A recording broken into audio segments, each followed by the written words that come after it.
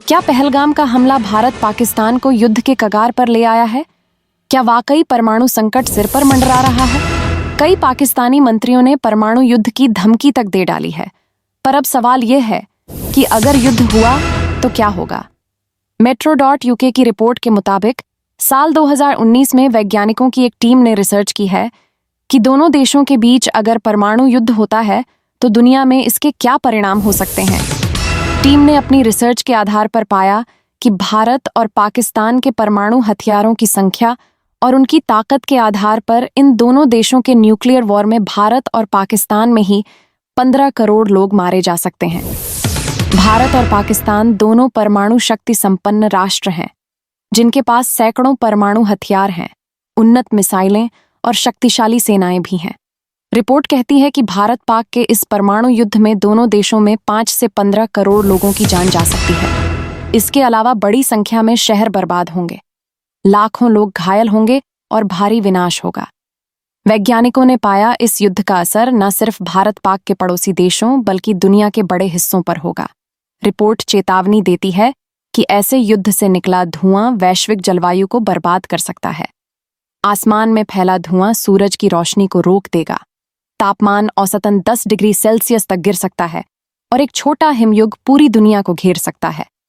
Professor Brian twin ने बताया कि हमने 2019 में भारत और पाकिस्तान की परमाणु क्षमता पर गौर किया। भारत और पाकिस्तान के पास करीब 300 परमाणु हथियार हैं।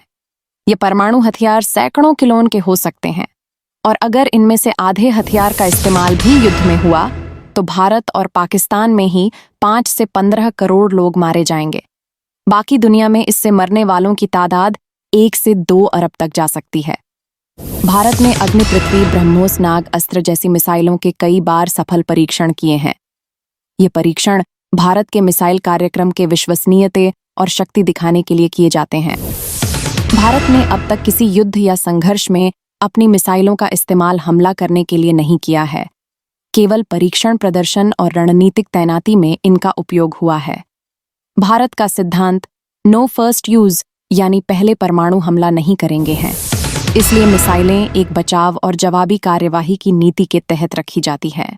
वहीं अगर बात पाकिस्तान की करें तो पाकिस्तान ने अपने हाथ शाहीन बाबर और नास्र मिसाइलों के कई बार टेस्ट और डेमोन्स्ट्रेशन किए हैं, लेकिन कभी किसी मिसाइल का असली युद्ध में उपयोग नहीं किया है। पाकिस्तान खासतौर पर फुल स्पेक्ट्रम डेटरेंस यानी हर स्तर पर परमाणु जवाब देने की क्षमता पर काम करता है, यानी छोटा या बड़ा हमला, हर स्थिति के लिए तैयार। भारत और पाकिस्तान दोनों ने रक्षा क्षेत्र पर भारी खर्च किया है। भारत ने 1976 और 1998 में परमाणु परीक्षण किए और पाकिस्तान ने भी जल्द ही अपनी परमाणु ताकत का प्रदर्शन किया।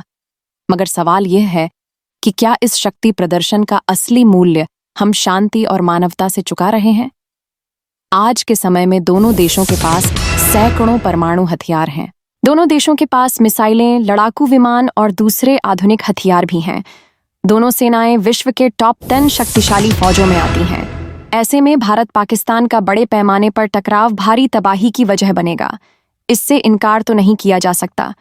अब हम आपको बताते हैं कि कितनी बार हुआ परमाणु बम का इस्तेमाल। तो वर्ल्ड वॉर 2 के दौरान यानी 6 अगस्त 1945 को अमेरिका ने जापान के हिरोशिमा शहर पर पहला परमाणु बम लिटिल बॉय गिराया था।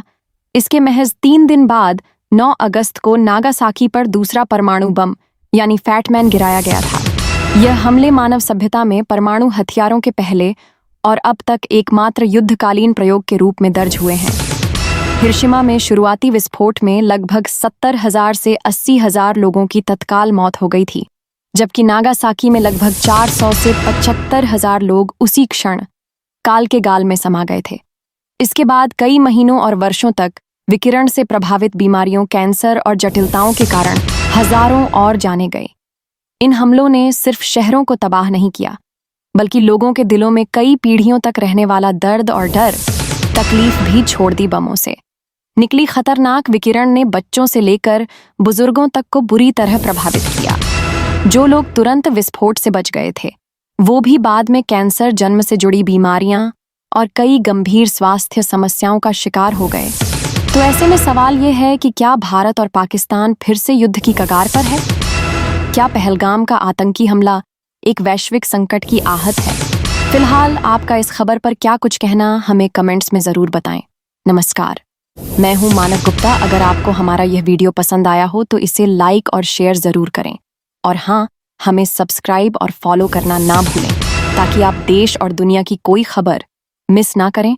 तो जुड़े रहिए हमारे साथ और देखते रहिए न्यूज़।